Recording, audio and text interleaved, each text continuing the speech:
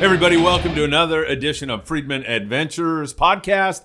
As always, it's a pleasure to be with you. Today, I'm with my son, Philip. Philip, great to have you on the show. It's great to be here. I'm really excited about this one because we're kind of venturing out of our area here and going into a new area of fishing. So this is going to be fun. We are going south to see Bill Wilkerson from the Malahini out of H&M Landing. Bill, it is great to have you on, my friend. Hey guys, a pleasure being here. Really is. I enjoy this. What a freaking gorgeous day today, huh? Man, it's beautiful. Night and day from yesterday, that's for dang sure. Yeah, that is for sure. You know, Bill, I want to talk about fishing, obviously. I want to talk about the Coronado Islands. I want to talk about what you do.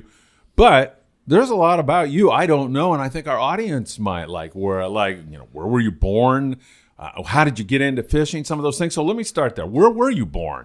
I was born in Los Angeles, California. We moved from LA to San Diego to Hawaii, Hawaii to Japan, Japan back to San Diego. Jeez. Where I graduated from high school, and then... Sounds like you're a military kid. Yeah, my dad. Yeah. Retired Master Chief in the United States Navy. Wow, okay. Wow. So you got to travel a lot. Was that cool? As a kid, was that cool? Or was it like, oh man, I just made these friends and we're going to Japan? It was cool. Oh, I good. enjoyed it. Good. I enjoyed it. I think that's what kind of helped me to become such an outgoing person, if you will. Yeah. Because I was kind of forced to make friends every 2 to 3 years. Yeah, that does it, doesn't it? Traveling, especially you're in a foreign culture, so you're making friends with other American kids, I'm sure, but then you're also making friends with all the kinds kids. of people. Right. All yeah. kinds of people. Yeah, it was fun. I enjoyed it. Yeah, I guess that would help you in the business too, wouldn't it? Being an extrovert. Yeah, I would think so. Yeah, because, I mean, some guys in this business tell me they don't even look for a deckhand that knows how to gaff fish or anything. They look for a guy who's good with people. They can teach them how to do the rest of that. Is that Gotta be outgoing. Yeah. If you're not outgoing and you're into yourself, you're in the wrong industry, period, I believe. Yeah. How was Japan growing up there? How old were you I there? don't and how much remember time much did of you? it. Really? You were really young. Yeah. Uh-huh. All right. So but let's come back here. Who got you into fishing? My grandmother. Your grandmother? Believe it or not, my grandmother. Yes, How did that happen? We used to go down to Venice Pier and fish there, and then we would do that every summer. We'd get up at 4 o'clock in the morning, get on the number 2 bus on Washington and Pico, and take that 2.5-hour drive down to Venice Pier on the bus. Whoa, dedicated. Yeah, and we fish from the time we got there till about 5 or 6 o'clock. Get back home about 7:30. And your grandma was into Get fishing up or and- just taking care of you? She wanted to keep me away from stuff. Smart. And she was into fishing too, though. Yeah. You know, just But wanted to she keep me was away smart from enough stuff. to understand that if I give this kid a hobby at a young age, maybe he's not going to. I'm guessing that maybe some of the neighborhoods around you were. Yeah, they weren't. Well, I'll put it this way: out of the 12 guys that I hung around with growing up, 8 of them are dead because of drugs and violence and whatsoever. 2 are in jail, and myself and another friend of mine live here. He lives in San Diego. Jeez. He's doing well. I Wow. mean, it is what it is. It is. It's really difficult because I've done some work in the inner city, and there are a lot. You know, sometimes you say inner city, dangerous, horrible, blah blah blah, but you lose sight of the fact there's a lot of really good parents in there who are trying to do the best. And your grandmother, that was would you say that your grandma was the difference between you and those 8 guys who are dead? I'd say my grandmother, my dad, my mom, my mom and my grandmother more so than my dad, because my dad was gone a lot because he was in the service. My mom just told me one night, you go to jail, you ain't got to worry about calling me. Really? don't even pick up the phone. Yeah. You know, and it honestly, it makes sense. You know, I was told when I graduated from high school that I had one thing to do in life. That was do better than the last generation. Wow. You know, my daughters, my sons, they all know that as well. You guys have one thing to do in life. I don't care what you do. You just got to do better than the last generation. What a friggin' inspiration you are. That's why I'm glad we're delving into this, because, Bill, that is a message that I think a lot of people could use nowadays, that it's really up to you. Certainly, you know, sometimes there's factors beyond your control that can shoot your life into a direction. But for the most part, it's all about the decisions you make, right? I believe so. I really do. I really do believe so. I also believe that, if when I bought the Malahini in 2006, I got a lot of gruff and grief from a lot of people. My dad told me that I would have to work 10 times harder than anybody else. Because of the color of my skin. Okay. Bottom line. Yeah. That's a pretty current topic right now. So I didn't really believe it. Yeah. Because of how I was brought up. People are people. Right. You are who you are. Right. You're going to get treated the same way you treat me until otherwise. Yeah.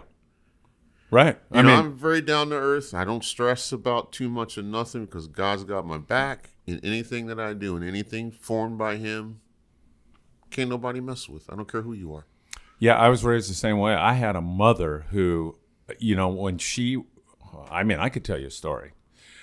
My dad was working his ass off, trying to make sure that he could keep things glued together, and his boss came over for dinner. So this job was really important to him. The boss came over for dinner. I was 8, maybe, and the boss is going on about a guy named Barnett. Well, I don't even know if I should drop his name, but he was a black guy that my dad worked with, and he came over all the time. Now, this is back, just coming out of kind of Jim Crow, not that far from those. So he was over all the time, and he was like my uncle. So this guy comes over, and in the conversation drops the N-word. And my mom looked him in the eye and said, "One more time, I hear that, and you are the F out of here." I had a decade. And he laughed, and my mom says, "I'm not." So this is how I was raised. You got to give him a little background on Grandma, too. She wasn't your average Southern California. She was from Chicago. So she was tough. I got you. Cussed like a sailor. But at the same time, did charity work and all the time involved. But, yeah, she. So that's how we were raised. And I understand that you're thinking to yourself, yeah, everybody's like that. But then you get the boat, and what kind of, with that, you don't have to mention any names, but what kind of things came up as a result of that? Yeah, did you see any of that? Yeah, you did.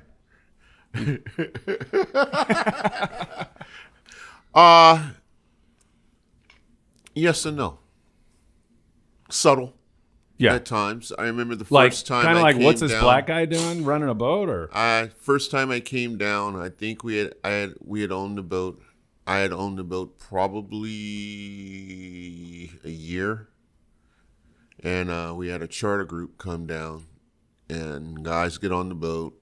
I'm down in the engine room doing what I'm supposed to be doing, engine checks and everything else. I come up top, and I hop out the engine hatch, and I'm standing up there, and guy walks up and he goes, "Where's the captain?"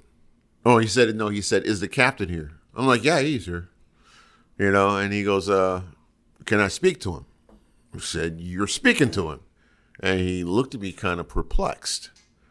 Like, how is this even possible? And I'm like, "What's the problem?" He goes, "You're the captain?" I'm like, "Yeah, I'm also the owner of the boat." He goes, "Do you know what you're doing?" And I just kind of looked at him kind of funny. I'm like, "Yeah, I know what I'm doing. I've been doing this for almost 20 years. And I'm laughing because of the stupidity of it. And then he goes, "Well, do you know how to catch fish?" "Yeah, I know how to catch fish. Now, if the fish are going to bite, that's a different story." Right. And he looked at me kind of funny. He goes, "Well, I don't think you know what you're doing, so we're not going to go." Are you kidding me? No, I'm dead serious. What a I freaking am moron. dead serious. And I just kind of looked at him and says, "Oh, that'd be your choice. You paid $4,000 for this charter." I says, "You don't want to go? That's fine. Go ahead and get off the boat. You're just going to lose your $4,000. I'm not giving it back to you." Right. I said, "Because I could have got off the dock today full." Exactly. And he looked at me kind of funny, and his friend walks around the corner, and he says to his friend, "This guy's a captain." He goes, "Yeah, I fished with him before, and he knows what he's doing." He goes, "I'm not going fishing with this N-word." And I just kind of looked at him. Really? I said, "Sir, why don't you grab your stuff and get off Get my the hell boat, out of please?" Here. Right. Exactly. Bottom line. Brutal. I mean, it's when people talk to me on the phone because I don't speak a certain way. Yeah. they think I'm white. Yeah. When they meet me in person, you should see the looks that I get. Yeah. Yeah. Huh? Voice doesn't recognize you. It doesn't look like you. Right. Why Right. is that? Because I speak properly. Yeah. I don't use ghetto language. Yeah. And I honestly believe that, as a black man, period, Yeah. in this industry and pretty much any industry that you are or you want to be a top executive or something along that lines, you have to be a chameleon. Mm-hmm. And it's sad to say that because people don't look at me the same as they would look at you. I can't help but say it that way because that's how I see it. Do you think the majority of people do that? I don't. I'm I not don't going have to that say. many- I don't. I'm not going to say majority. No, Yeah. I'm not going to say that. But I mean, it A good happens, percentage. man. Yeah. It happens. Yeah. And it's normal. Yeah. For you. It's normal. Whatever. So, a lot of people in today's world, because this is the topic du jour, right? Everybody's talking about. A lot of people will say, because of that, there's no way I can succeed. There's no way I can do anything. disagree And with you, let me read your mind and tell me if I'm right. You're saying, yeah, there's a lot of morons out there and people that'll try to hold you back, but I'm not going to let that happen. I'm going to work my ass off. There's only one person that can defeat me. That's me. Bottom line. To any young man, white, black, Mexican, Filipino, Chinese, Japanese, or whatever the case may be, when you're faced with adversity, you have two choices. You can tuck your tail and run, or you can dig your heels in and fight. I choose to fight. That's all. That's a good lesson for For anybody, everybody, right? yeah. You can either back down or push ahead, and that's the way to do it. I'm not gonna go out of I'm not gonna lose my mind. But at the same time, like I said earlier, if it was brought on by God, there's nothing nobody can do about it. Right, right. Because ultimately, He is in charge. What I say all the time is don't give those morons control over and power over your emotions. Just, forget it, right? Shut my mouth. I go down there and do what I do. I get off that boat. I go home. All right, we've cleared that up because that was important, right? We wanted to address that. So, hey, before we get into the fishing thing, your boat was disabled for what, a year? That had to be a tough time, and it was May of 2017 to June of 2018. And I think people are going to be really amazed to hear what happened. What did happen? Why was the boat down for a year? The boat hit a whale. Jeez, not everybody can say that caused- it's happened. Yeah, and it caused quite a bit of damage.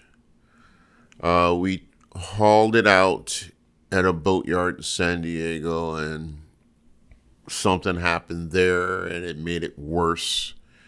And then we went back to the dock July 22nd. We ran 1, 2, 3, 4 trips, and I really was feeling uncomfortable. Uh-huh. If I can't put my granddaughter on that boat, Yeah. can't nobody get on that boat. Yes, correct. That's how I feel. Yeah. Because there's 35, 40, 45 people's lives in your hands. Yeah. Something's wrong with your equipment, you're screwed. You can kill somebody. Yeah. And making money ain't that serious to me. Right. In that respect. So we shut it down. The 4th of August, Coast Guard came down. They did a compulsory review of the hull. And they didn't red flag us or anything. I just told them we're not running. We went up north. We sat there. I was looking for a yard to take it to where the repairs could be done correctly. We wind up getting up north to South Coast Shipyard. Love them guys. Dude, them guys, if you have a wood boat, them guys are awesome. South Coast. South Coast Shipyard. Where are Pete they located? Stewart. 221. 221. 221 First Street in Newport Beach. There it is. Oh, okay. And sponsorships are available, you guys. I'm sorry. No, that's good. I'm serious. But, We dude, want I them on mean, board. Pete, and his sons and their crew and their group of guys are just I'm phenomenal. That's awesome. Phenomenal. And they're fair. I really believe they're fair. And we were up there. We got up there the 9th of November, and we were there from the 9th of November till June 12th or 13th of 2018. In the meantime, I lost my open party run at H&M Landing. Don't want to get into that. It is what it is. Okay. You know, like I said, God's in charge, man. Right. God closes a door. When a door shuts, God opens up another one. Man makes plans and God laughs, right? You know, I'm still at H&M Landing. I run my own stuff unless I'm on the landing schedule. And we got back June 18th of 2018. We ran that summer. Everything was fine.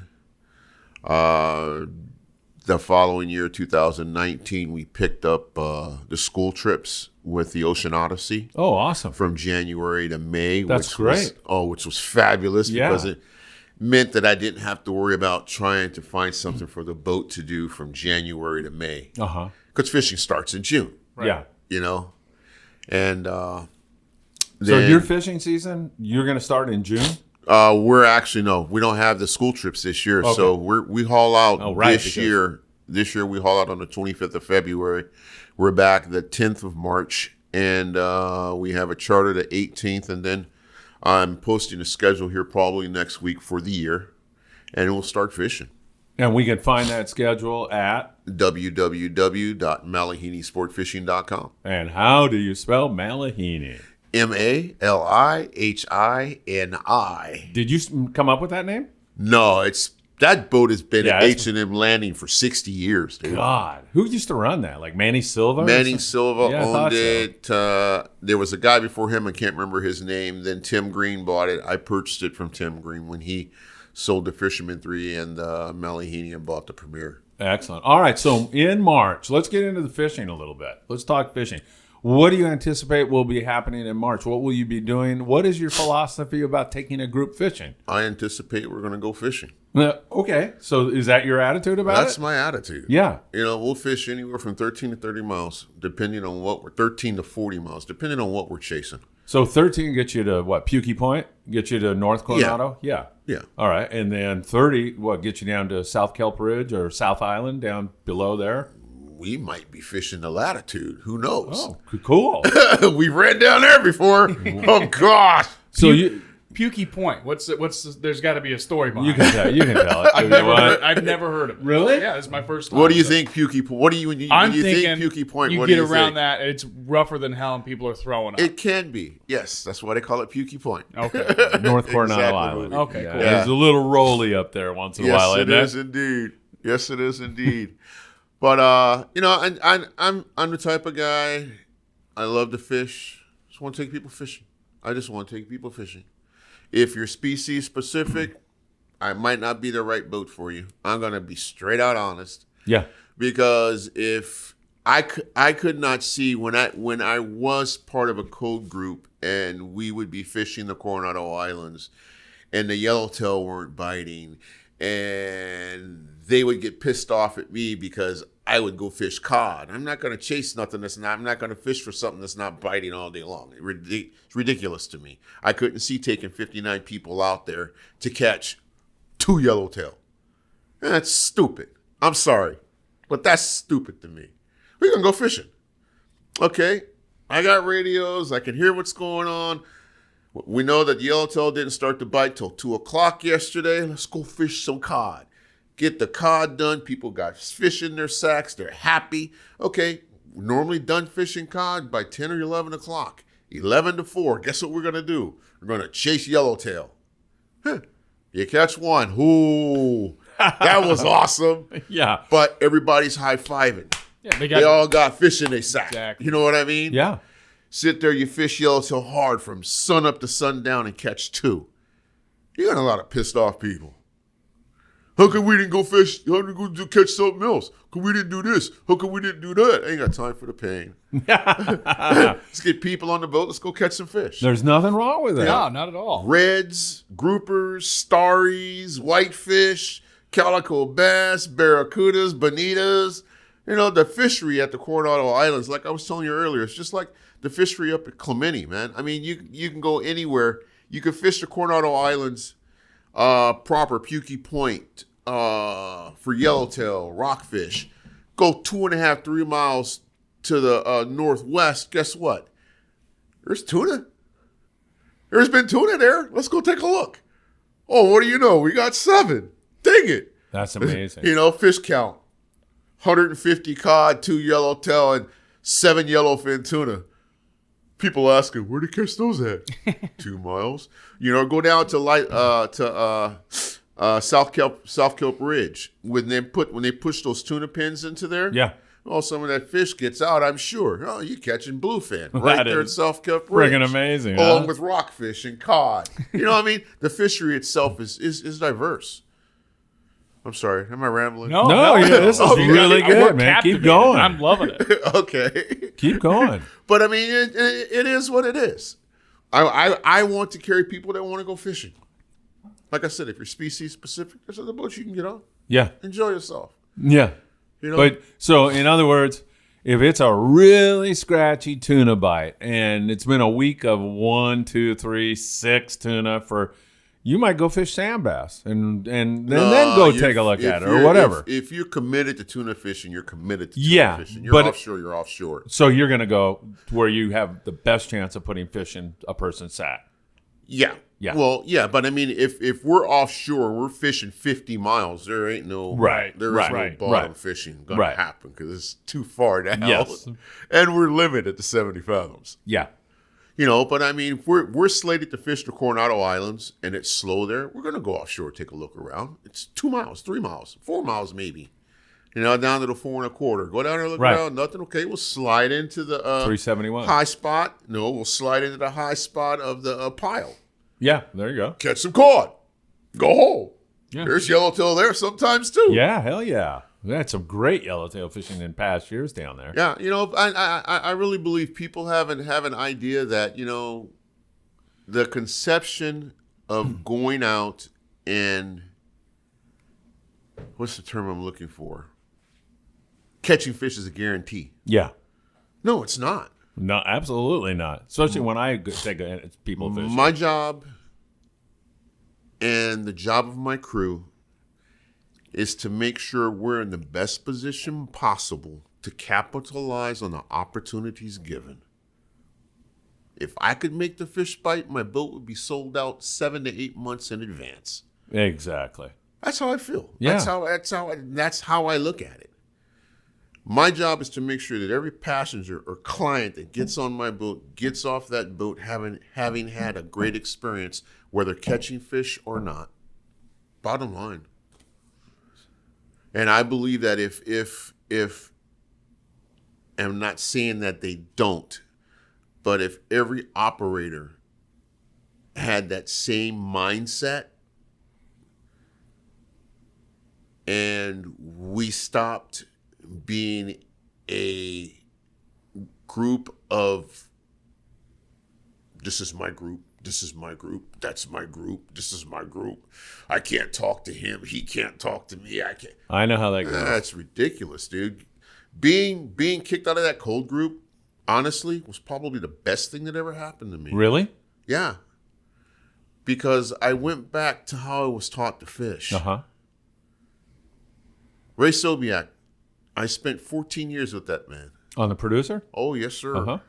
He is probably was the best or one of the best owner-operators in that industry at the time. I knew Ray really well, so yeah. And very fishy guy. Yeah, absolutely. When he missed, you knew it because he was a bear to be around, but very fair. Yeah. I run my operation just like him. I ain't got time for the pain. Yeah. We're here. We get on we get on the grounds and it's time to go to work. Guess what, guys? It's time to go to work. We get 40, 50 fish on the boat. Okay, I'll start to mellow out a little bit. You know, other than that, only reason I want to see you up here in this wheelhouse is if you got a pair of binoculars in your face. Don't come up here and talk to me. I ain't got time for the pain. After we've got fish on the boat, yeah, we can bull crap around and whatever it is you want to do. I like them days. I really do like them days when we went out there and we found a kelp or we find a school and it just bites and we're done by noon. Whew. 800 RPM all the way home because I got to clean all these fish. Right. Yeah, exactly. Guys are high-fiving. Everybody's happy. But, I've had days where we hadn't caught anything and my passengers are still high-fiving and carrying on because my crew and myself are approachable and we make ourselves available to our clients. Bottom line, I've been on a 5-day trip where I've caught absolutely squat, nothing for 5 days. But I had such an awesome time on that boat. Yeah. I'll do it again. Yeah. I've been on a 5-day trip where we've knocked the snot out of everything and then some. The crew was not approachable. I hated every moment of it. I've never fished that boat again. Yeah. Yeah. I'm with you on that. 100%. I'll give you. Go ahead. Remember our trip on the Native Son? Yeah. Fishing wasn't that great. It wasn't bad. It wasn't that great, though. It was pretty good. Well, I had the time of my life because the crew was awesome. Right. We had an epic poker game out there playing. Oh, on the yeah, way you in. maniacs. It was so much fun. Yeah, I mean, and that's the difference between night and day. Yeah. Bill, I'm with you. When I was doing 976 tuna, I won't say the guy's name, but I went to San Diego, and he goes, "Hey, we hadn't departed yet." He goes, "Come on in the wheelhouse. I want to talk to you." The captain, right? So I'm up there, blah, blah, blah. What are we going to do? Blah, blah, blah. And a guy and his kid come in the wheelhouse, father and son, obvious father and son. And I turn around and go, "Hey, how you doing?" And he goes, "Hey, get out of my wheelhouse. Get out of my wheelhouse." And I go, "Dude, if they're out of your wheelhouse, I'm out of your wheelhouse. I don't want to be treated any differently. Right. I don't want that." Yeah. We got a group of people here, and the whole point of it is that they get off the boat. And that 7-year-old kid seeing his dad is a humiliating experience that the kid may never forget. I don't want to be a part of this crap. Right? People pay good money, to go fishing. And like I said, to me, catching fish is a byproduct of having a good time. I can make sure that myself and my crew are approachable, respectful, and treat people the way we want to be treated. I can make sure, like I said, the boat is in the best possible position for us to capitalize on the opportunities given. Other than that, I can't do anything else. Right. Like I said, if I could make them bite, we'd be sold out 6 to 9 months in advance. Right. But I can't do that. I've had those kind of trips too. When we fished with Tommy on the Polaris Swim, I don't remember. If we had some tough time. I went on a 9-day trip on the Searcher right after he was born, and I was kind of in that thing like I was really missing being with. He was like a year old, and it was a tough 9 days. We ran all the way down to the frickin' Morgan Bank off Cabo on a 9-day. And I had a great time because I love Clicker. Art is a funny guy, and I get under his skin and I can mess with him. And it got to, but I was effing with him. I was going like, we were on the Morgan Bank, and I go, "Where are we?" And he goes, "Morgan Bank." I go, "Where's that?" And he goes, 70 miles from Cabo. And I go, "Here's my American Express card. I'll fuel this thing. I want taco stands and senoritas. I want off of this thing." And he's like, "That's funny." He's talking to, the Royal Polaris or somebody. He goes, "Yeah, Friedman wants off the boat. He's trying to bribe me right now." And he's, "I can't do that. I have to get clearance. I have to have blah, blah, blah." But I had a great time because of that funny stuff. And that's the key, right? We are, as boat owners, like I said, I can speak for myself and myself only. I take it as myself and my crew are in the entertainment business. Yeah, there you go. If the fish aren't biting, we have to, I'm not saying we have to jumping jacks and cartwheels and stuff like that. Keep our people engaged. Bottom line.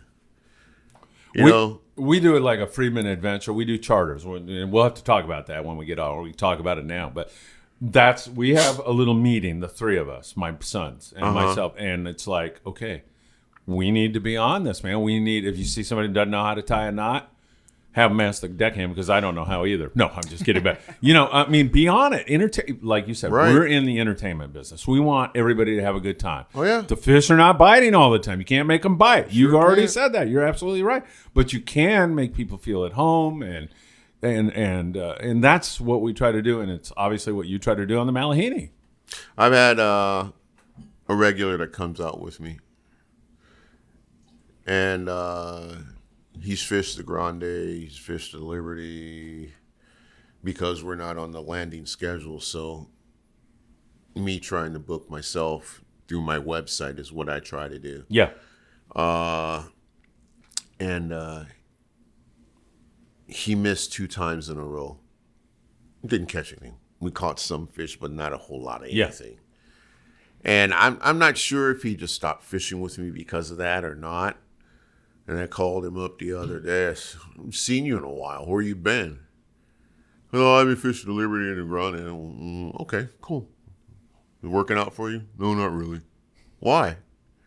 You're not like you guys are. Yeah, okay. Well, I'm sorry to hear that. Yeah.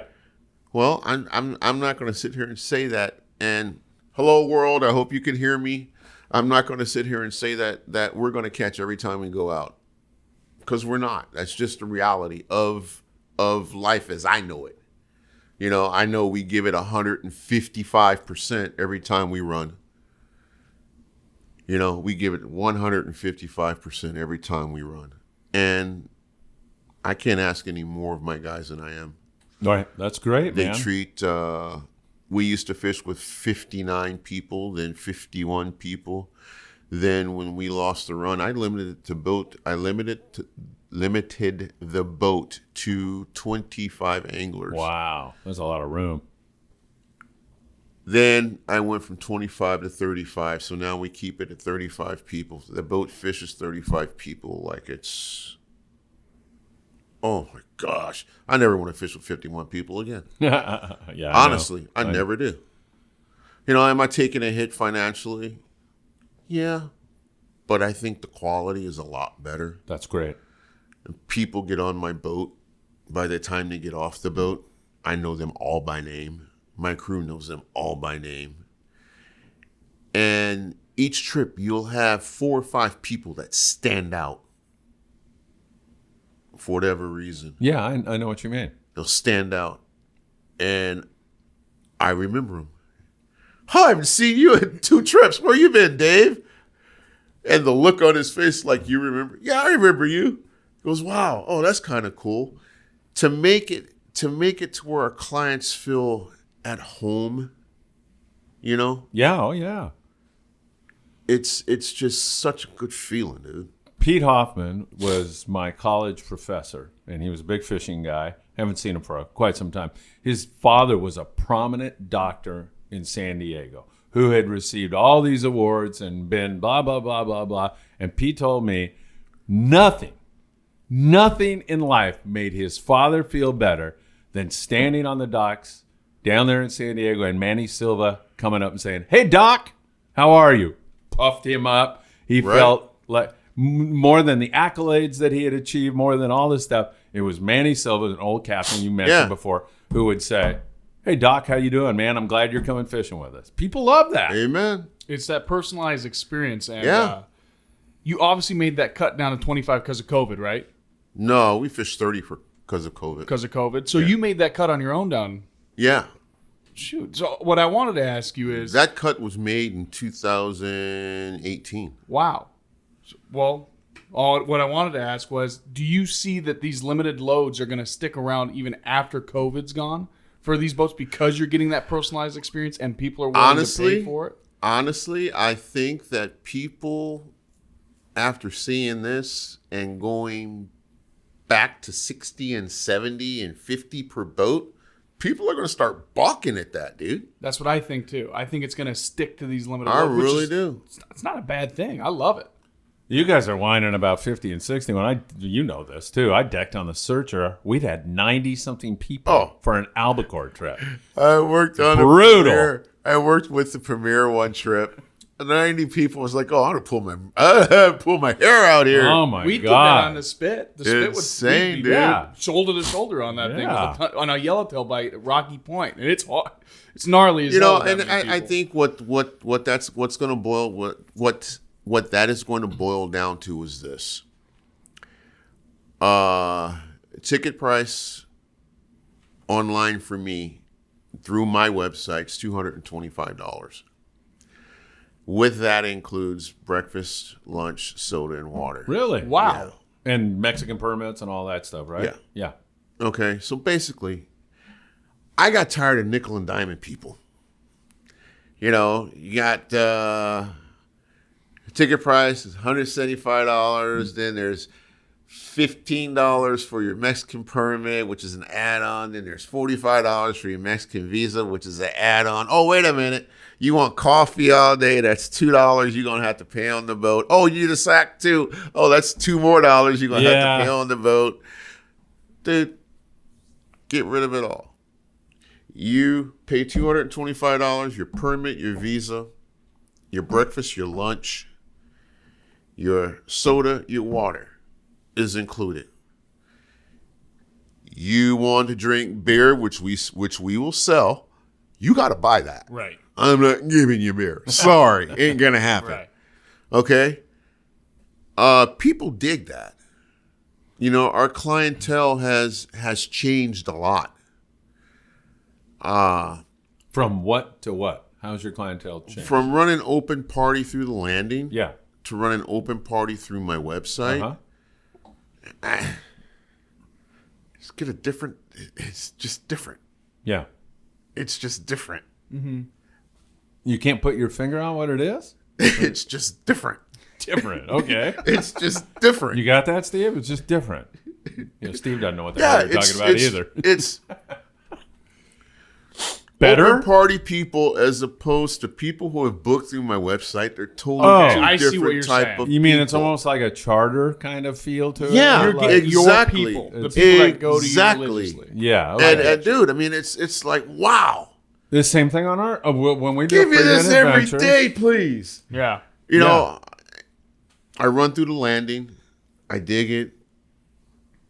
But it seems like there's always one person on those trips who is just an obnoxious jerk. Or a drunk or something. Yeah, right? it's like, yo, man, why are you acting like this? We Right. get that too You know? on our trips. It's usually him. Yeah, I'm like, come on, bro. Is this really necessary? Right. Do we have to go through this? Why? Can't you just have fun? Well, you ain't. Well, they're not biting. I'm sorry. Well, the other boats did this. The other boat. Well, I don't worry about the other boats, sir. Right. I'm worried about this one. So you get a much better vibe. We try to. That's what we try to achieve on our Oh, Friedman people who Adventure are, trips. I like to carry people who are laid back, chill, want to go out and catch fish, have a great time, drink some beer, eat some food, hang out with their sons, their daughters, their uncles, their aunts, their cousins, and just really. Can't we just all get along? I'm not going to say that, but You just said it. and it's funny, dude. I mean, it really is. It's funny. It's just a different. My charter groups, wow, night and day. Yeah. Yeah, well, I mean, you walk on an open party trip, and sometimes it's combat fishing. There's no doubt about Oh, it. I When got you go on time a for the charter, pain, dude. if you run it right, then everybody's happy Yeah. and everybody's got their arms around Yeah. everybody. It's, No, whole- I've picked up quite a few charters that are African American, and it's funny, but I'm thankful yeah. because they decided to charter with me because they didn't know it was a black guy down there running a boat. They did know or they didn't They know? didn't. Oh, okay. You're black. You run a boat. You own the boat. Yeah, like what? Yeah. Okay, they're just as surprised as my counterparts. Yeah. You know what I mean? In that sense, Yeah. Well, I mean, when I grew up, I can't. I'm probably can't the remember only if- one in Southern California. Well, let's see. There's John John Batts. Batts. But John's doing something else now, I think. His son, Chris. That owns a Batts. sport boat? He did. I think, that might, I don't know if he did own the city of Long Beach when he was running it. John, we'll have to hook up with him.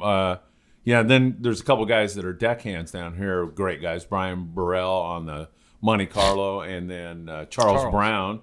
I'd like to see some more African Americans, black people, whatever you decide you want to call yourself. Yeah. In the biz. In an executive position, if you will. Right. Running a boat. Yeah. Owning a boat. It's not impossible. No. I've had some very, very good experiences owning this boat so far. I've had some pretty raunchy ones too, but I think the good ones have outweighed the bad ones. Yeah, good. And the bad ones have been a learning experience for me as a whole, if that makes sense. Yeah. They say what doesn't kill you makes you stronger. That's true. Yep. Yeah, I'm a recovering drunk, so I got 10 years of sobriety. Been there, done that. I learned a lot more from those years. I mean, that has given me, being a drunk, sometimes people say, what's the best thing you've ever achieved? And sometimes I want to say, sobriety. Being a drunk. Well, but being a drunk and realizing all the time you wasted and the harm you did to yourself and blah, blah, blah, blah, blah. Man, you value every freaking second of every day. Phil, after that, I was diagnosed with cancer in 2011, brain tumor. The brain tumor was resected in 2015, March 9th. It hadn't come back till 2017. It came back. It's still there. But you know what? Don't matter. I did a full year of chemotherapy. Everything is fine. Thank Dude, God. God's got this. Yeah. God has got this. You're God obviously has got me, man. And there's no doubt in my mind. Yeah, you're obviously a religious person, right? Sounds like it. Yeah. Any particular religion? Just for curiosity, or a believer in God. Okay. Believer in God. I attend the Rock. Mm-hmm. Yeah, believer in God. I attend the Rock. And I mean, man, not a morning. I've been in this industry 32 years. I have never seen the same sunrise. Yeah, I know. I have never seen the same sunset. If that is not a testament to God's power, I don't know what is. There you go, man. That is absolutely true. We say drop the mic. I'm sorry, but yeah, man. I mean, and it's been good. Yeah. It's been good. And your prognosis in terms of your cancer, good now? Stable. Okay, good. My doctor tells me stable every time I talk to her. Stable. Okay, what does stable mean? It means it means you're okay right now. Yeah. Thank God. Hey, Thank man, God. and I'm good. I'm good. I'm gonna continue doing what I'm doing till I can't do it no more. That's the way to do it. Hey, I was gonna say to you, let's look forward and guess what fishing is gonna be like, but let's do this. Let's look back at the past season. Tell me about some of your best bites last season, most enjoyable bites. Let's talk about fish now. What was some of your what was good about last year? Because most people say last year sucked. Racing a skiff, COVID and everything. Racing skiffs. Oh, skiffs drive me nuts, dude. Oh, they drive me nuts. They drive everybody nuts, don't they? Oh, you get away from everybody and you're glassing. All of a sudden, you see this big brown thing come up over a swell. It's probably 25 feet by 30 feet. And you point your boat toward it. All of a sudden, the skiff comes up and gets off your bow. Maybe 4 boat lengths in front of you. And you got one guy looking back at you. The other guy's watching out front. The guy looking back at you is looking to see where you're looking. And it's like laughing. Okay, my God. Okay, that's got to be frustrating. I told my deckhand, watch this. I'll turn to port. He slides over to port in front of me. I turn back to starboard. He slides. Okay, he's following us. I'm going to stop right here. That's funny. I know where the kelp is. So yeah. I just stopped the boat. And I get on the PA and it says apparently he doesn't have radar or fish finding equipment or a pair of binoculars to find his own kelp, so he's going to follow us all day. And then he sits there and he takes off. So back on course. Get about, I'd say 100 yards from the kelp, and you see puddling dorados. Okay. And I pull the 2 mains out of gear, and we're sliding toward the kelp. All of a sudden, we get a jig bite, a jig strike. And next thing you know, dorado just charging the boat. Oh. Like, oh my God, we're trouble. Bait's out. It was funny, dude. It was funny. Dorado, we wound up with limits of Dorado in about 45 minutes. Wow. It turned into yellowfin. And then, I don't know, it stopped biting. We probably had 60. It stopped biting, and all of a sudden, you see a Volkswagen come out of the water. Oh. See another Volkswagen come out of the water. We hooked like 12 of these 50 to 80 pound bluefin. Wow. We got 6 of those. My God. And then the yellowfin charged the boat again. We wound up with limits of yellowfin, limits of Dorado, almost limits of yellowfin, and like 14 of that 40 to 60 pound bluefin tuna for a day. What kind of trip is Amazing. this? What, It was a full day. This is a full day? Leave at 5:30 in the morning. Get back to the dock at 6 or 7 o'clock. and at you've night. got Dorado, Bluefin, Oh yeah. Yellowfin. Oh yeah. It was stupid. Do your ticket prices change when that's going on? No, $225. To do all that. Yeah. know what I'm doing. Only thing we don't do is we don't have bunks on our boat. We have bunks on our boat. I don't use them. Right. I don't want to deal with. It's only 12 hours for. I mean that's I a don't long time, wanna but you deal can with it. sit on. People seem like Right. they have a blast. Yeah. You know. Play poker. All right. And there was another God. trip. We went out, drove around for 9.5 hours for nothing. On the way home, we're probably 15 miles from home, and guys, we're done. We're going home. I shut the machines off. What the hell was that? Oh, it's a kelp. Oh, the passengers had to be back to the dock at 6 o'clock. That's what it said. You'll be back by 6. And he was kind of irate. He had been drinking some beers and stuff.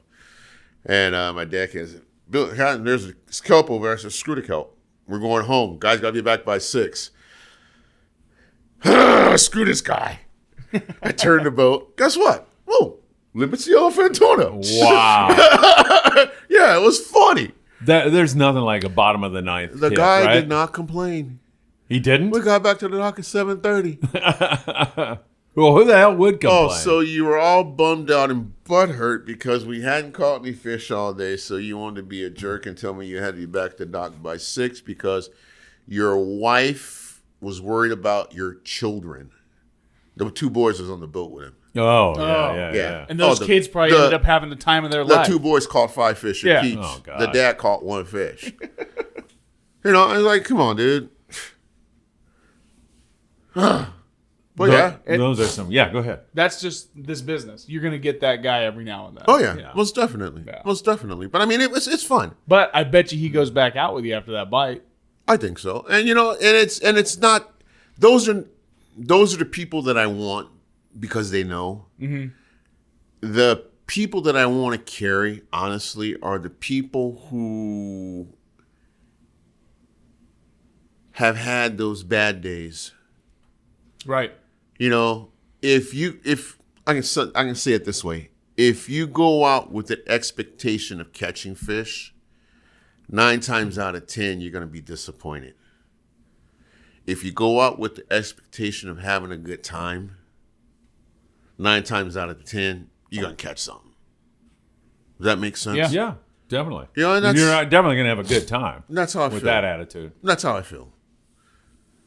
You expect to go out, if you expect to catch fish, you're going to be disappointed a lot of times because they're just not going to bite sometimes.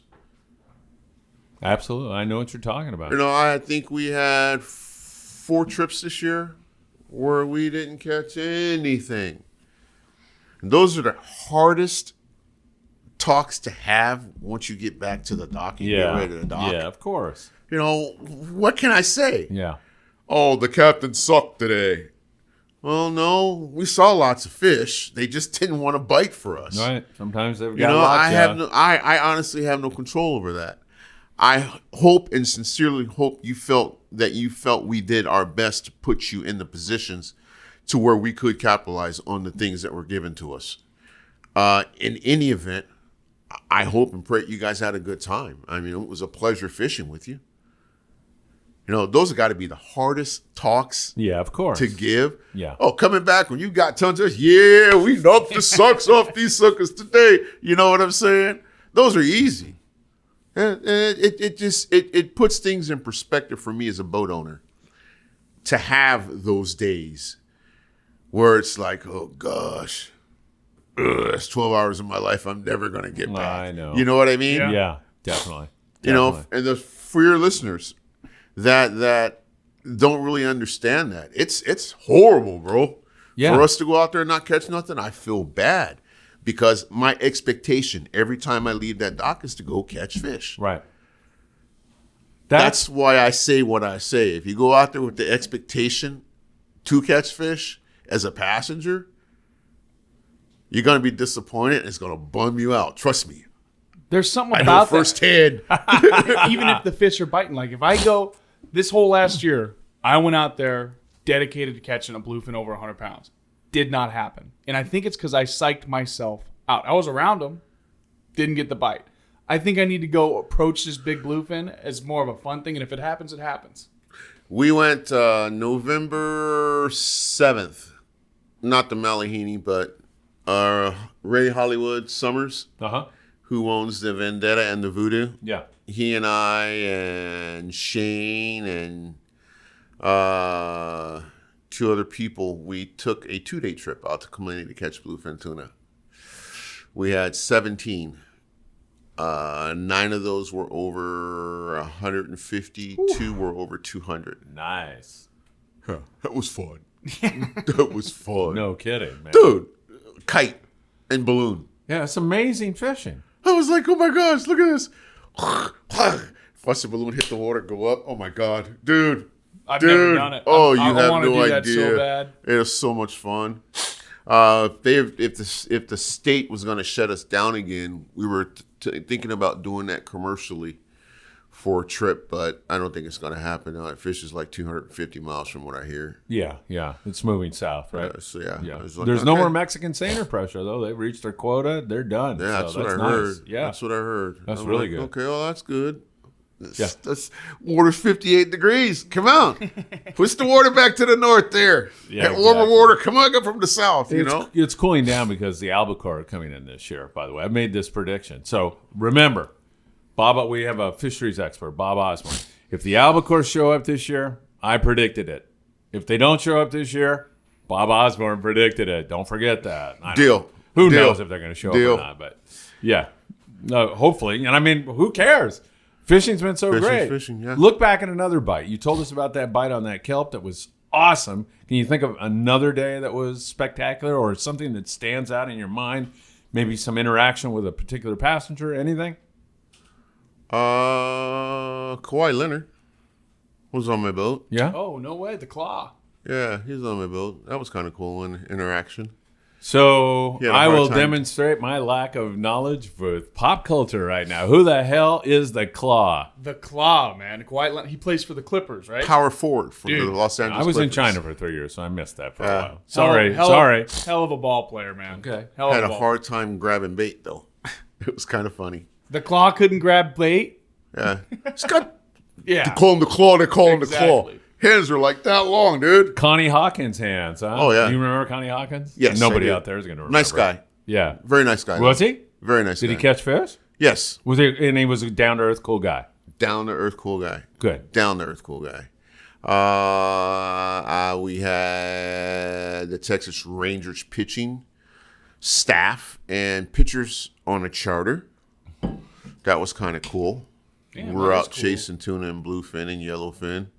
Robinson, I don't know if you checked this out, but I've been trying to call you.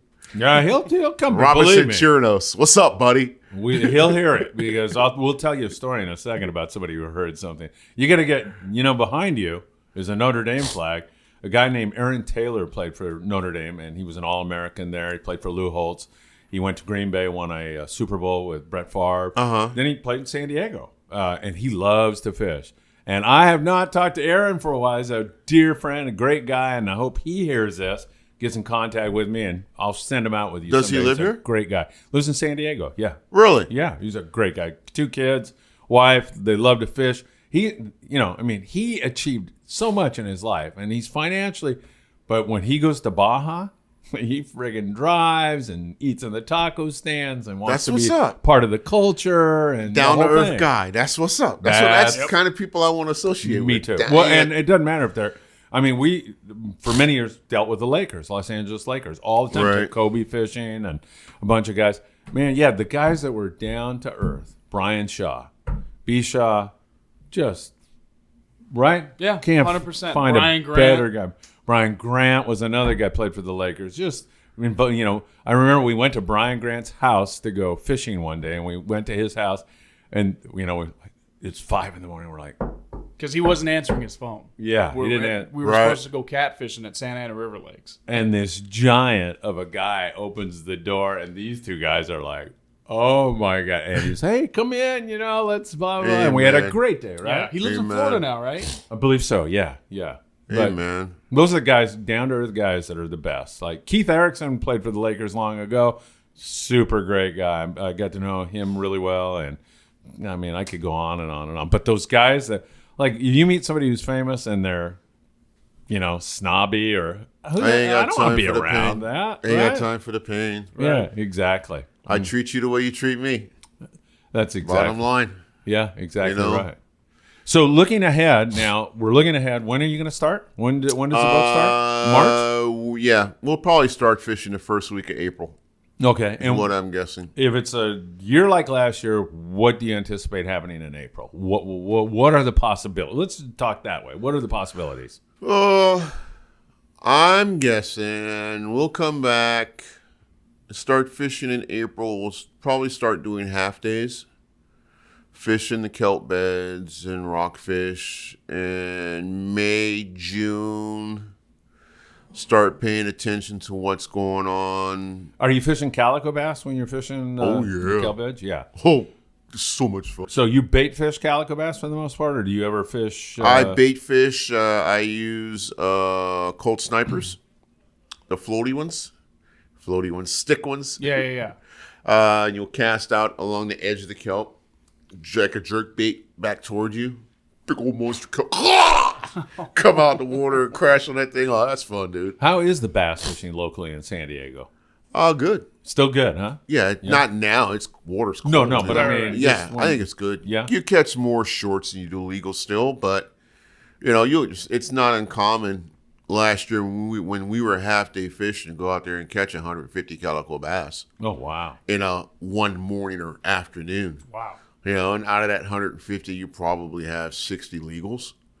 I try and encourage our people to let them go, but when we're doing that, some people decide, well, I'm going to take him home. We'll just take a picture of him. You That's going to eat him. him? Are you going to eat him? No? Well, let him go then. Yeah. Yeah, I don't know why you You know? say that. Bill, I release every calico bass that's legal right into my Here frying we go. pan. Delicious. Yeah, I'm Well, see, I don't eat fish. Oh, okay. Well, there you go. I'm a guy that I'm slow to grow, let them go. I love letting calico bass go. Yeah. Bluefin tuna, yellowtail, no problem. Those are coming home. Huh? Not Congratulations. I like calico bass fish tacos. I'd like to go fish Am I going to Cedro hell once. for that or something? There might be No. a hell for you. But not for the calico funny. bass. Right. Yeah. Okay. But yeah, and then you figure first, second week of June, July. Hopefully, we'll start fishing Coronado Islands, looking for that yellowtail rockfish combination, calico bass, barracudas. Like I said, I'm not species specific. If it's going to bite a hook, it's coming back to San Diego. Bottom line. And it's legal. How many rigs do I need to bring with me on the Malahini? How many rods and reels, and what do you suggest tackle-wise a person brings? Because it sounds like you have a versatile... Because I don't know what I'm going to do, and I'd bring 4 setups. Okay, what are they? I'd bring a surface jig that could dub as a surface rod, 8 to 10 foot, assortment of Tatty 45s, assortment of yo-yo, or assortment of light jigs, an assortment of yo-yo jigs. I'd bring a 60 to 80 pound setup because you never know. I might get a wild hair up my butt. And we might go drive out 6 miles looking for bluefin tuna or something Or like that. you hear something or get Yeah, some dope. Or, exactly. Yeah, right. I'd bring that 60 to 80 pound setup can be used for bottom fishing. Right. You know what I'm saying? 40-pound top shot, 2 hooks, 8-ounce sinker. Nice, not stiff rod, but it's, a nice rod for the bottom. Dub is that. I'd bring a bait stick, 15, 20 pound for the calico bass. Because because of the opportunities at the islands. I mean, it's diverse. There's so much you could do. And so your tackle's got to be diverse. Yeah, I would say so. Yeah. I'd bring 4 rods. 4 will cover it. What's your best tip for catching calico bass? What do you say is the most important thing an angler can do? Or if you want to mention a few things, go ahead. I like fishing calico bass with a 3/4 ounce, half ounce to a 3/4 ounce egg sinker, hook tied to the end of my line. Is choosing a hot bait an important part of that? Yeah, I'd say so. Yeah. I'd say so. It depends. I mean, we had trout one day. We had 60 bass that were legals. We haven't seen sardine in I don't know how long. I mean, chovy in I don't know how long. Yeah, a long time, right? Yeah, it's been forever. Yeah. And the Dean that we've been getting on a regular basis has been that firecracker Dean 2 to 4 inch. Mm-hmm. Yeah. Which has been good. It's worked fine for both kelp and offshore. I would use no hook, no weight, just a bait, 15, 20 pound. How do you hook the bait? Butt hook? I like butt hooking my baits. Yeah. Yeah, Swim down. I like butt hooking my baits. The only thing bad about it, if you agree, is you can't. Sometimes when you retrieve a bait that's hooked through the nose, or up, then you get bit on the retriever. That's out with the butt hook. But I find that the butt hook bait swims down and fast, and you normally get a bite much better on it. You figure the bass are ambush predators anyway. Yeah. So they're sitting behind something waiting for whatever it is to come by. Oh yeah, launch. You know what I mean? Yeah, absolutely. And it seems to work. I fishing that islands for whitefish, for reds. We fished January 12th was our last trip. We fished a pipe down in IB, and we had a charter for 7 people. Wow. And we were chunking or chudding, if you will. And I started fishing the chud. Explain what that is. Yeah, what is that? To people that are listening. Basically, what we do is we take a bucket, throw a bunch of sardines into it, and chop them up to 1,000,000 little pieces, and start dropping that bait into the water. We'll drop 1 scoop into the water to see which direction it's going. And then if it's going, say we're at the bow and it's going from starboard to port, which way is the Current going. going? That direction. Right. So we'll move up to where the people are at. Like we had 7 people on the boat. We started dropping it probably, 10, 15 feet above where they were fishing. 60 bass. And we started fishing the chud as bait as opposed to the live or the squid. Right. Every cast, every drop. It's like, oh yeah, here we go. I know. That's like, we talk about choosing a hot bait, but then there's that example. Yeah. Who was on here recently that was talking about that? Dave Hansen, right? Yeah, he was talking about using a dead bait. Them guys that fish these long range trips. I fished a long range trip once and we were using chunk bait. That was Benny. Yeah. Straight out, we were using chunk bait. Benny Florentino, everybody. Yeah. We'd sit there and on the anchor and we would chunk for probably an hour and a half. And then he would tell us to put baits in the water. And all of a sudden, you'd be looking. The heck was that? Again, what the heck was that? And you see it coming up the chunk line, dude. No shit. 2, 3, 4, 5, 6, 7, 8, 9, 10. Just coming right up the chunk line. Next you know, somebody gets bit. Somebody else gets bit. Somebody else gets bit. It's like, oh my gosh. Here we go.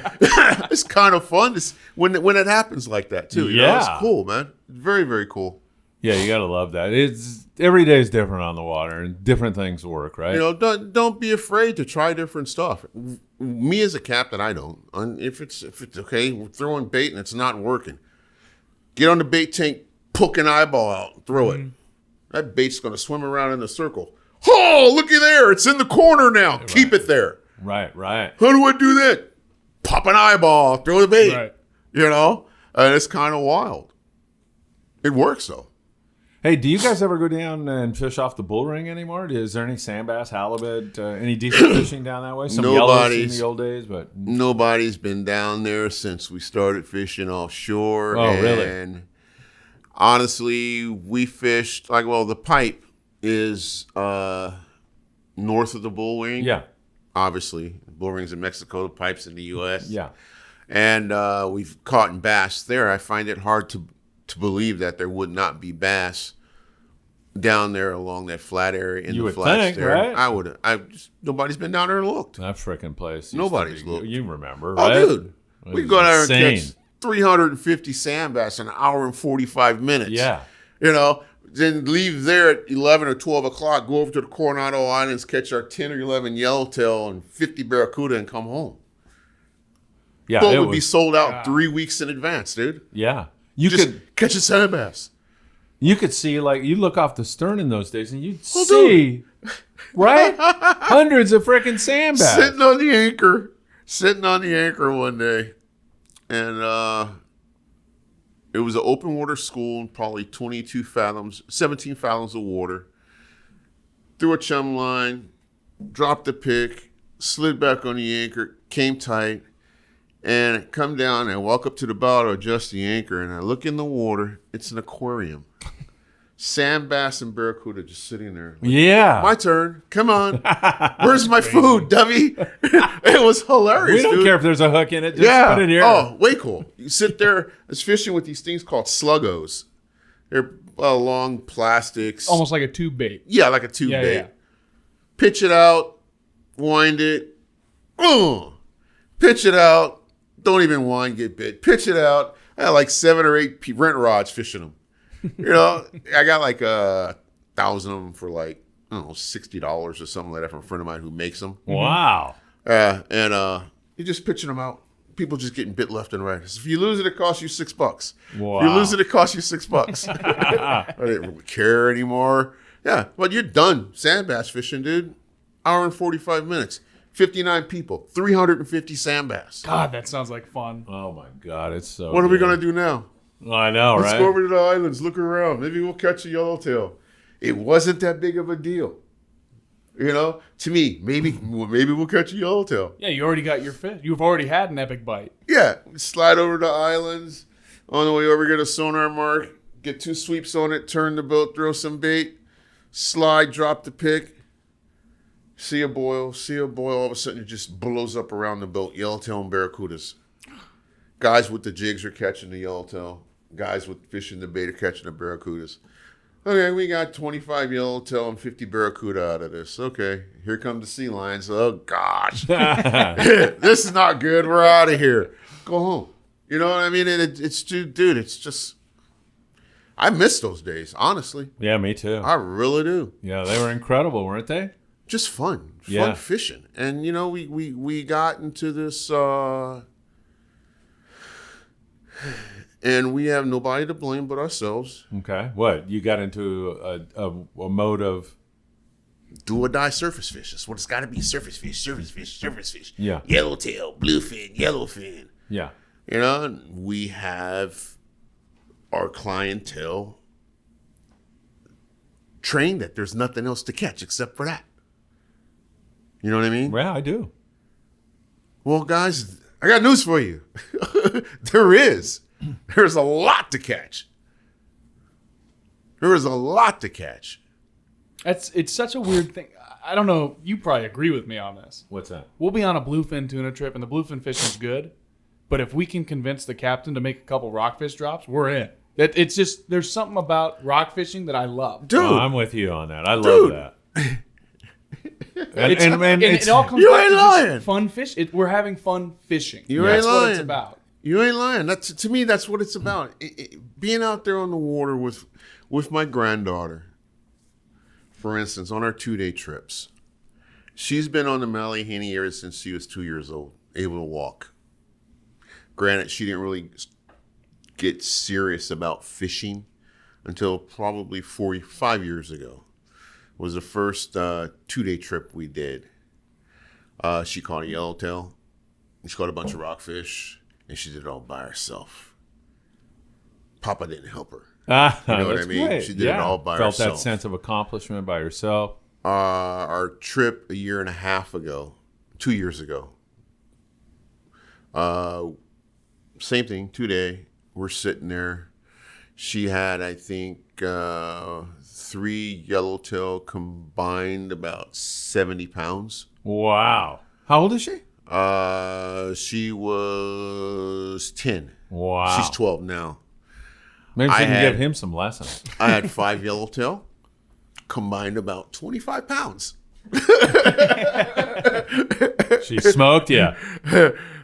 She had probably a 15 to 20 pound lingcod that she caught.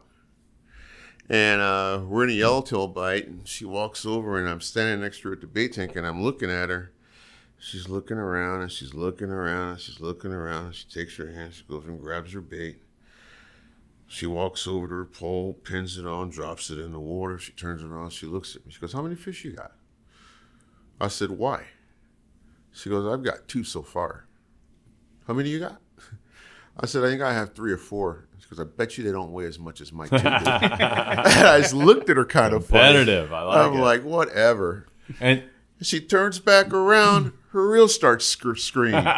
Sets the hook. "Papa!" I'm like, "What?" She goes, "You have to make sure you get the right bait to get the bigger fish." I says, "Whatever, chick." 33-pound yellowtail. whoa. I'm like, what the 10 hell? years old. Yeah. Wow. I'm like, "What the hell?" She goes, huh? She goes, "It's all good."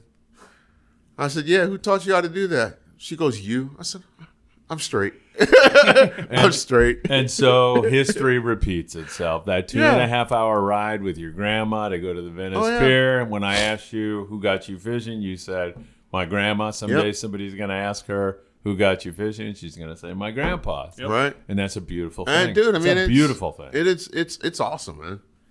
You know, and her dad and her uncle used to come. They stopped coming, so it's just me and her now. And dude, it's just, I think I spend probably a whole day maybe fishing for 2 days. Other than that, we're just hanging out with each other. Wow. I'm watching her fish. You know, and it's cool. Precious moments. Oh, dude, it's very cool. Memorable moments. Very, very cool. Yeah. Bill, I want to ask you, have you ever, and the reason, I can tell you the reason if you want to know, but have you ever had a rescue at sea or anything, an emergency that you can remember? You want me to tell you why I'm asking this, or do you want to just answer? I'll tell you. Mark Paisano's on this show the other day. He runs this landing, and he tells this story. When he first got his license, he was at Catalina. They came up, Paul Strasser eyeballed a boat that they could only see the bow, so it was sinking. And they went over, and there was some people that had deceased, but Strasser was glassing, and he saw something way out in the distance. Turns out it's a 9-year-old girl. They rescue this girl, right? And the girl listens, or a guy that I knew, Pablo. We got to be quiet about this. This isn't going to air for 2 Who's in that room right now? I don't know. Be quiet. Phil, Patrick, are we clear? Yeah. Pablo Pena is a guy that fished with me, and he called me and says, "I know the girl. I know who this is." And so, anyway, she's coming tomorrow, and Paul Strasser and Mark Paisano are going to be sitting where you're sitting. We're going to say that she's a translator, and they're going to have her tell her the story, and then she's going to say, "I'm that girl you saved. You saved my life." And people can, hopefully, if this all comes together, you can watch that video. Oh, I mean, it's just like, to me. So Amen, have you man. ever had anything like that? Have you ever seen a ponga with guys that are in distress? Or have you had an emergency on the boat? Anything like Yeah, that? an emergency on the boat. We had we were fishing sand bass. As a matter of fact, guy fell over, had a stroke. Oh, Fell over? No, Fell over on the boat. Yeah, Oh, fell okay, over yeah. on the boat, had a stroke or a seizure, excuse me, and we hauled butt to the Imperial Beach Pier. That was kind of interesting. Yeah. We get over to the pier, and I turn the boat to starboard side. We get up next to the dock. They have a ramp that comes up and down where they used to, I think I can't remember what boats were, but they would launch out of there. And nice swell. I'm glad it was coming straight instead of at an angle. But you get up next to the pylon, and the pylons have these bumpers, I guess, that come out and go in. Yeah. And we're sitting there, and Coast Guard, not Coast Guard, but the paramedics, time to swell, jump on the boat. And I'm like, dude, we're just going to go ahead and go back to the dock. He goes, no, we're good. No, we're not good. There's a Coast Guard, not Coast Guard, but lifeguards with jet skis sitting on the port side of me. And we hit this one swell, and I swore it was going to take my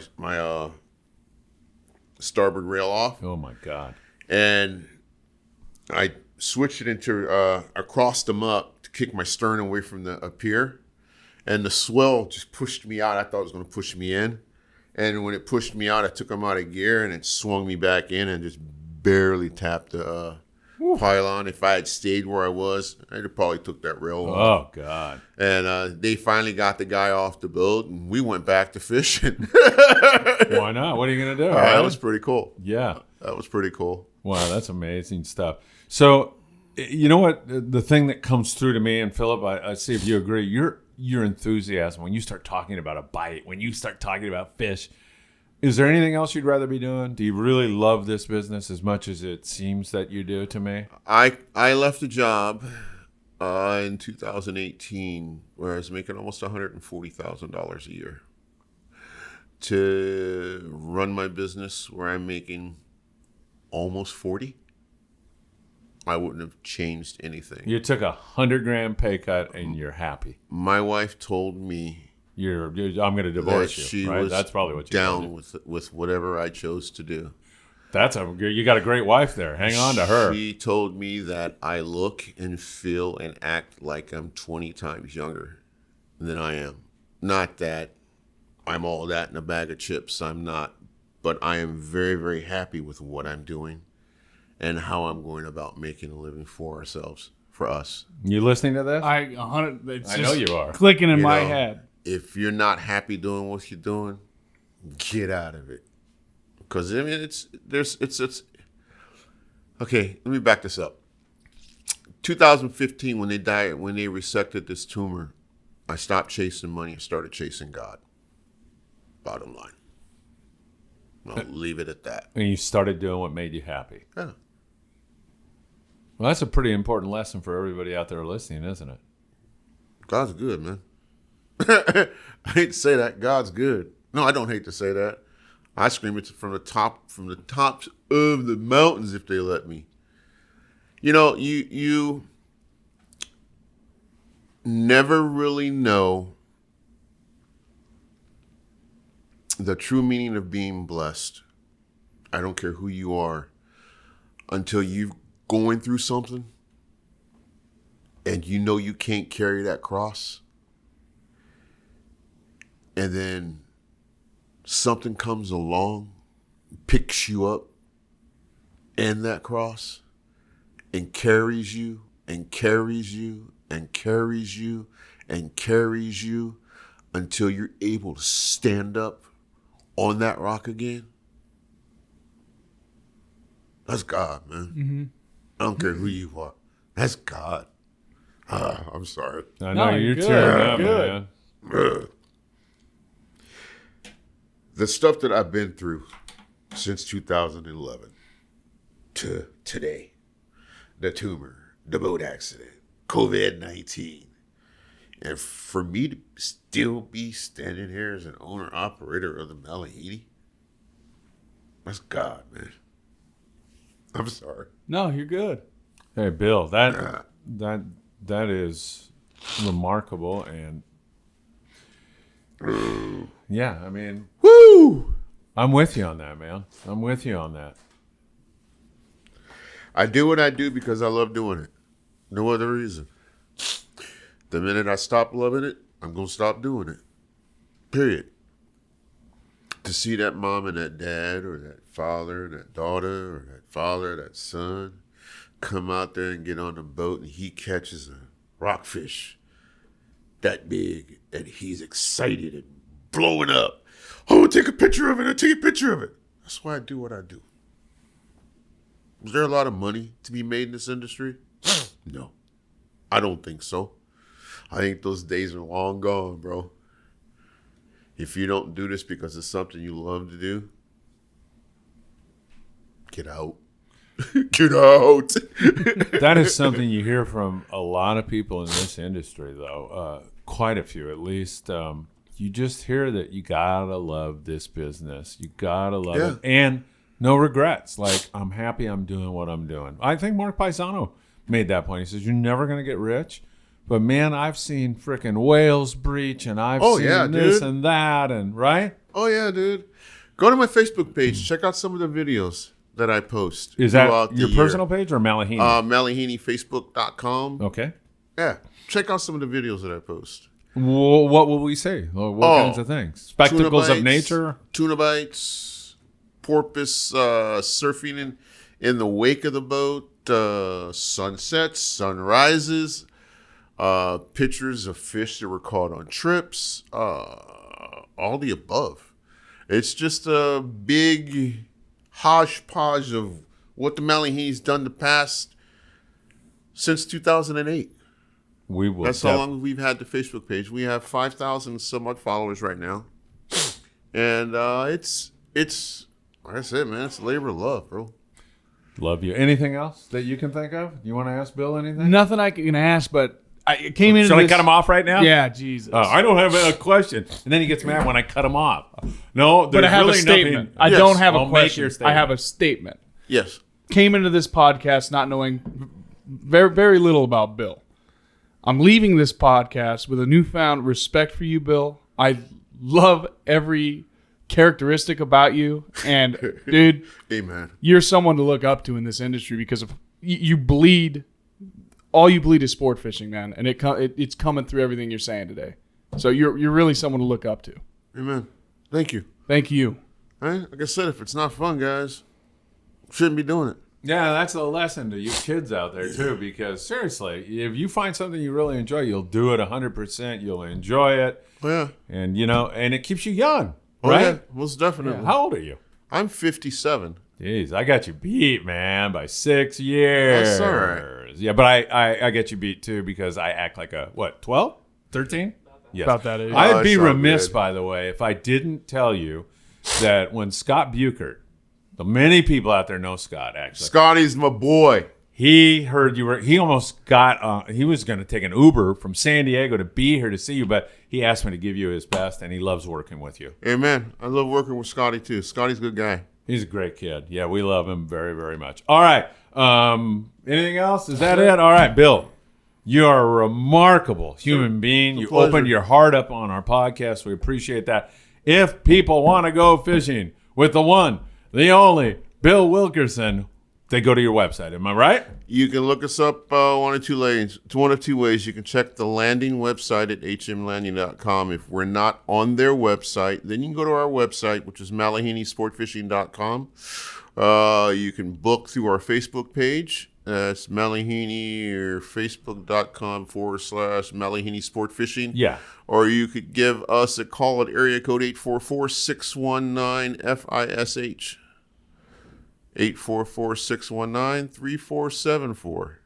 Bill. Look forward to fishing with you. Come on. You're a remarkable human being. Thank you, Bill. It was a pleasure, guys. Wow. Great show. Thanks again, everybody. Remember to follow us, please, on Facebook, Instagram, and YouTube. We've got a contest going on if you go and you subscribe on YouTube and follow us on Instagram, you can win a free fishing trip marked 6. Also, if freshwater fishing is your thing, Bass Bros on Instagram, on Facebook, and, of course, on YouTube. Bill, thanks again, my friend. It was a pleasure. Enjoyed it. Thanks, guys. Thank you. Take care, everybody.